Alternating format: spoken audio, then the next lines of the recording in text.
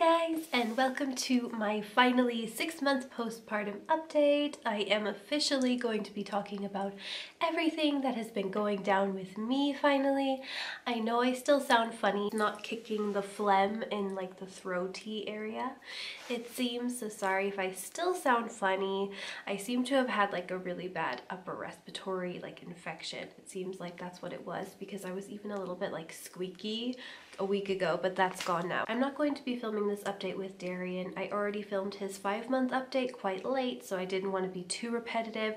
Plus, I felt like it was good to have a clear head to talk about things that happened like even in the first just 2 months postpartum, because there was a lot of stuff that I forgot to mention just from things being, I would say, probably like my most difficult postpartum journey thus far. So I'll go ahead and just backtrack now to when he was born and when I was just like a couple weeks even postpartum. You guys can go back and watch the videos I have of the first 1 and 2 months. I have some of it on there in case you missed it, but there are some things that I forgot to mention. And the first important thing that I wanted to talk about was the pelvic pain in the pregnancy and how it sort of has unfolded since then. As you guys know, I had pretty horrific pelvic pain in my pregnancy. I think it just had to do with it being my 3rd pregnancy. The relaxin hormone was in hyperdrive, and I was pretty active up until the point of the pelvic pain. After that, I was told by my doctor it's better to just keep it light, go for walks, and you can stay active somewhat, but be careful. But I was put on bed rest a little bit later, 36 weeks, because he descended really far down, and then also my cervix was starting to open a little bit early. So yeah, a whole bunch of mumbo jumbo, and in the end he ended up being late, and you know, everything that happened. I even had a posterior cervix. It was just a lot of weirdness, I guess you could say. So after I gave birth, the pelvic pain didn't immediately go away. It did get better really quickly actually though. I was kind of worried the first week when I still had it. I was like, why is it not going away? But it eventually, I think it was 2.5 weeks, no problem whatsoever. I still have what I feel I mean, I had this in the end of Leia's pregnancy too. It's just every once in a while when I do certain kinds of leg lifts and stuff, I'll hear a clicky sound. So I do want to be careful about what kind of exercises I'm doing, and I do think I probably will still go back just to go to the osteopath. She can check out my pelvis and tell me what she thinks. As of right now, it's not affecting me in any bad negative way at all. I think I did the right thing. I think with Leia and with Darien, I've been the most easy on my body since after having a baby. I was in Germany, we have something called Wochenbett, which means a week in bed, and you're not always in bed. It's of course good to get up and move and get the circulation going, go to pee, you know, walk around the house once in a while, but you know, nothing don't go out for walks the day after you give birth or anything like that. And I do really think that there's a lot of stock in it. It's very important that your body heals, especially if you had kind of an intense pregnancy or an intense birth. Just relax, because you don't want to you know, bend and mold and move anything any further than what's already been done. Next thing I wanted to talk about is postpartum bleeding. Now, I did bleed more with Darien than I did with any of my kids. I did have more clots as well. I did bleed longer. I'd say my bleeding ended at around 6 weeks postpartum, maybe even a little after, and I was spotting for a while. I would never know when it was truly over. And I also experienced my first postpartum hemorrhoids, or just hemorrhoids in general. I've never had a hemorrhoid before, but that seems to be gone now. But I did suffer hemorrhoids on and off for a good, I want to say the first 4 months. I haven't had one in 2 months, which is awesome. I also did experience something which I didn't experience in my previous pregnancies or my previous postpartum times with Olivia and Leia, and that is the breastfeeding fever. It was day 3 or 4, I can't quite remember anymore, but I was on the phone with my mom. After I had hung up with her, I was just kind of walking around the house, maybe a little bit more than I probably should have, and I started feeling shaky and cold. like my nervous system was kind of like tweaking me out and stuff. I just kind of thought, okay, I think I've just overdone it. But then I went upstairs and I checked my temperature. It was slightly elevated. It was like, I think it was like 99.9 or something like that. And I was really scared that I had like a uterine infection or something like that, but I called my midwife and she's like, I'm pretty sure you just have the breast fever and stuff. She's like, you would know if you had the uterine infection because it's really, really painful. So, which on that note, we'll talk about actually how it was this time, because as you know, after every baby, the postpartum contractions, which they are contractions essentially to get your uterus back down, are more painful. And I don't think his were more painful than they were with Leia's. Thankfully, I heard that after every kid it gets worse and worse and worse, and I was like, oh gosh, I hope it's not worse than it was with Leia, but it was about the same really.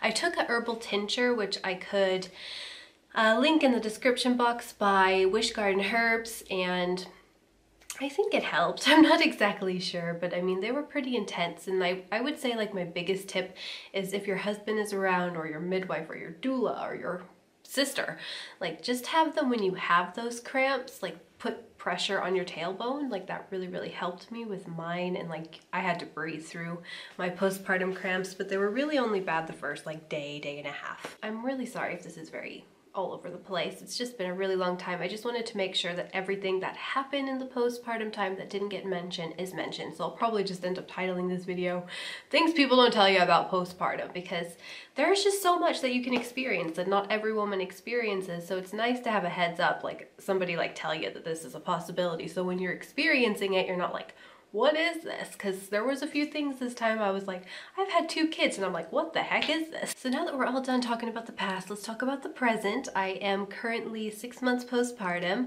I feel like I'm doing really well, and I feel like emotionally I have done the best of all my postpartum journeys. My postpartum anxiety is present, but I feel like my moods have been like the most stable. I've been the most happy and the most bright and the most cheerful and the most positive about ongoing, like looking into the future, and also just being more mindful and being more present with the baby and not being quite as stressed out about every little thing, but I do still have my moments. But yeah, the postpartum anxiety thing's never fun. I have anxiety disorder anyway, so postpartum tends to amp it up a little bit, which I should really go and find that therapist that was recommended by my house doctor to talk to about my anxiety in general. As of right now, to manage it, I'm just meditating whenever I can. Exercise is extremely therapeutic for me, and sun. We've had a very sunny year. Maybe that's why my mood's been so great. Like vitamin D might be catching up. We've had sun since basically he was born, and it's been an amazing fall, summer, everything. Oh, I also was anemic from probably the birth, because I told you I did lose a lot more blood. I was a little bit low on iron. I don't have the exact numbers. I just trust my doctors when they tell me that everything's fine. So at 3 months postpartum, or maybe even 2.5, I went and got my blood work done. She said it was low, so to supplement, so I supplemented with like a little iron juice for a month, but then after that I felt like it was getting expensive and I felt like I was having more energy anyway, so I was like, I'll just go back to eating a lot of iron-rich foods. And sure enough, I went and got my blood work done just a couple weeks ago, and we're back on track with that. I've never really been a huge sufferer of iron problems, but after the amount of blood loss, I feel like it was I felt like it was coming. I'm also not a huge sufferer of heavy periods. I'd say they're a little heavier after Leia's birth, but still, like compared to what I hear other women going through, like I feel like I still have it pretty good, but I don't know, I still don't have my period back. Who knows how it's gonna be after Darien, but as of right now, my periods are not there, and I cannot even begin to tell you how much gratitude I have for that, because I have suffered so many issues with having my period back really early, especially in the breastfeeding times. It slows my letdown, it slows my milk letdown down by quite a bit. It lowers my supply typically around like PMS time, and then it goes back up after the period actually starts. So it's no fun to deal with when you're exclusively breastfeeding. And I have exclusively breastfed Darien now for 6 months, and yeah, we're moving on to solids now, and I will have a full breastfeeding update because it has been very rockier with him than it has with my Leia bug. My Olive, was pretty rocky too. There's like a whole series if you want to check that one out. All right, so on to postpartum body, how I'm feeling about it, how it looks. I'll show you guys the belly shot. I've been debating, like, do I really think people need to see my belly like postpartum?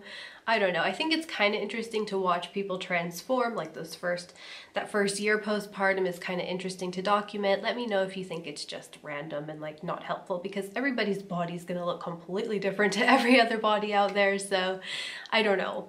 Do you guys find the belly shots beneficial? I'm gonna go ahead and post in this one because it's kind of part of the tradition, but let me know, like, what do you think of postpartum belly shots? Trust me, I don't feel like I have anything to show off. I have a lot of stretch marks, I have a lot of loose skin. I'm happy that after Darien being my biggest baby and my bump being just ginormous, like all my bumps have kind of been, but Darien's has been like, was really huge, especially with him, with all the water, and just like it was big this time.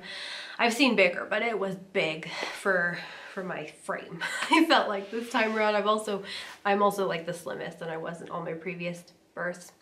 But at the same time, like, I still haven't lost, I don't think. I've done measurements and I'm still fitting the same in my clothes for the most part, unfortunately. I really thought that I would lose weight this time, but I don't think it's a myth that you can lose weight from breastfeeding, I guess, because some people have said that they think that that's really genuinely what's helped them, but I do think that there are some people who just aren't affected by breastfeeding, and even some women hold on to extra weight or even gain a little bit of extra weight in the postpartum time in order to produce milk, and I feel like I might be one of those because luckily I haven't gained weight this postpartum time. This is the first time I haven't. But I do think that possibly my body's holding onto the weight to maintain the supply, because Hubs is really puzzled about it as well, because I was talking to him about it and more complaining to him about it, and he never complains or anything or anything like that about it. He's just like, that is really strange though, because you really do move like a lot. Like, I walk with him in a carrier to pick up the kids every day, and I go to the grocery store with him, and I have a backpack on full of groceries, and I'm starting to do deliberate workouts again because he's napping better, which has been helping my moods better as well.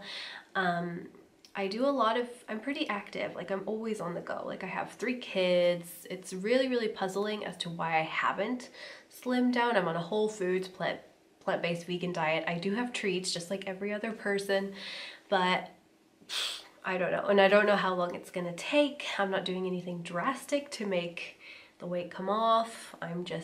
I feel like I've lost my patience, I guess you could say, in a way. Like, I'm just kind of ready to have my body back. But I mean, the general rule of thumb is 9 months in, 9 months out. I hope this video is not too long, too rambly, and too scattered, but it's just what it is. Okay. Here's what I look like from the front, the side, Superman. Belly. There it is. And from the side. So yeah, here's the belly. There it is from the side. Ta-da! Still got a lot of work to do, but don't be too hard on yourself, guys. Like, being a mom's super hard. I'm trying not to be super hard on myself. I thought I'd show Darien off just because, you know, he's super cute. Yeah. Hi, handsome man. 6 months. Big boy. You can see how big he is. Big boy. You used to be so little once. Want to say bye-bye to the people? Bye-bye. Let's go.